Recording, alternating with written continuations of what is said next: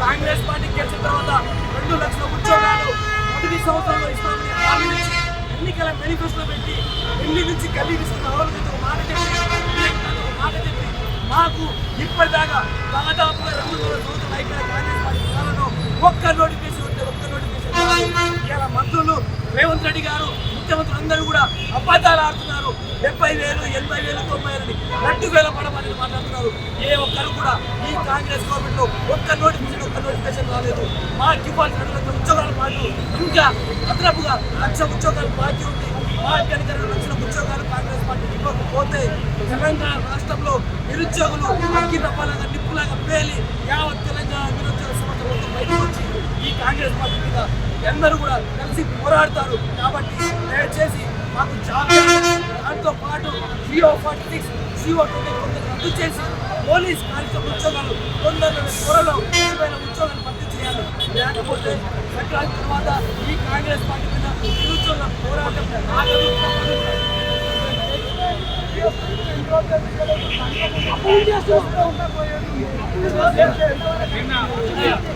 కొత్తకొచ్చి మేము దాదాపుగా 50 కన్నాలు 30 రాష్ట్రాల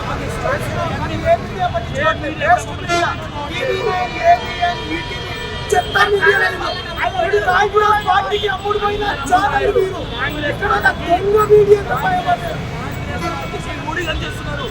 ప్రధాన పత్రికలు శీర్షికలు కూడా కాంగ్రెస్ ఉమ్మడి ఊడిగం చేస్తున్నారు. కానీ కర్ణాలు చేస్తున్నారు. ఏ మీడియాలో కూడా రాలేదు. కావాలని మమ్మల్ని యాక్సిడెంట్ చేస్తున్నారు. దయచేసి కాంగ్రెస్ ప్రభుత్వానికి హెచ్చరిక. మేము లేకపోతే ప్రభుత్వం లేదు, మేము లేకపోతే కాలం లేదు. కాబట్టి మాకు ఉద్యోగాలు ఇవ్వకపోతే మీకు రాబోయే ఎలక్షన్స్ లో ముట్టి పెడతాన్ని వాతలు పెట్టాలని చెప్పేసి మేము నిరుద్యోగులు చెప్తున్నాము.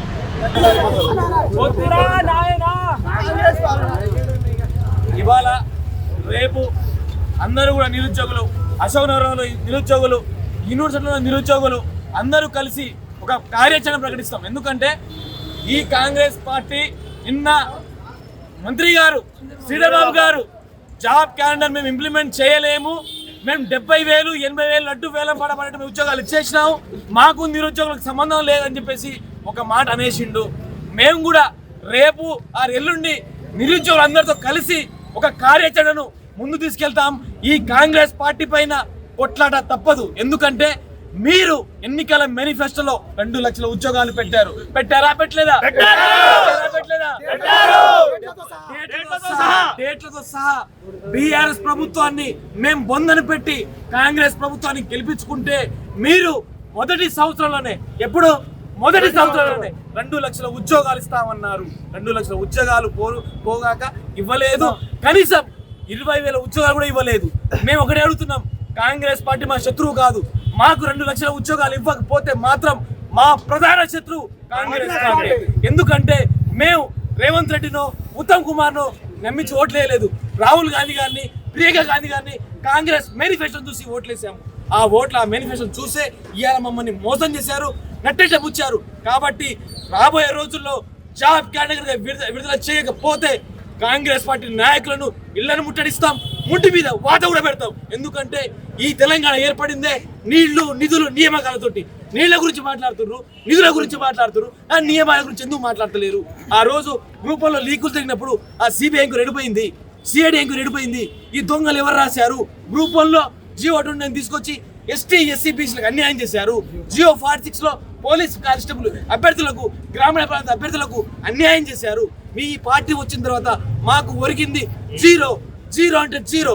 మేము గనక అందరం మూకమ్ముడిగా కాంగ్రెస్ పార్టీ దాడి చేయక ముందే నోటిఫికేషన్ రిలీజ్ చేయకపోతే మాత్రం కాంగ్రెస్ పార్టీకి ఖబర్దార్, చివాట్లు తప్పవని నిరుద్యోగుల తరపు నుంచి మా యావత్ తెలంగాణ సమాజ నిరుద్యోగులందరూ కోరుకుంటారు. జై తెలంగాణ!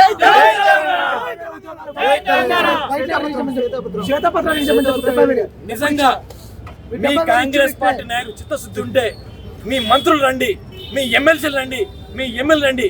70,000 80,000 ఎక్కడిచ్చారో శ్వేతాపత్రం తీసుకొని రండి. మేము నోటిఫికేషన్ ఏ తేదీలో వచ్చిందో అవన్నీ కూడా తీసుకొని వస్తాం. అశోక్ నగర్ రమ్మంటారా, సెక్రటేరియట్ రమ్మంటారా, రేవంత్ రెడ్డి గారి ఇంటికి రమ్మంటారా, లేకపోతే రాహుల్ గాంధీ ఇంటికి రమ్మంటారా, మేము శ్వేతపత్రం తీసుకొని వస్తాం. మీరు కూడా తీసుకొని రండి, ఒక దగ్గర కూర్చొని మాట్లాడుకున్నాం. ఊకే అబద్ధాలు అరిగిన రికార్డులు ఎక్కడ 70,000 పచ్చి అబద్ధాలు అంటే మామూలు అబద్ధాలు కాదు, పచ్చి అబద్ధాలు ఆడుతున్నారు. కాబట్టి అబద్ధాలతో ఇవాళ మీరు పరిపాలన చేస్తున్నారు.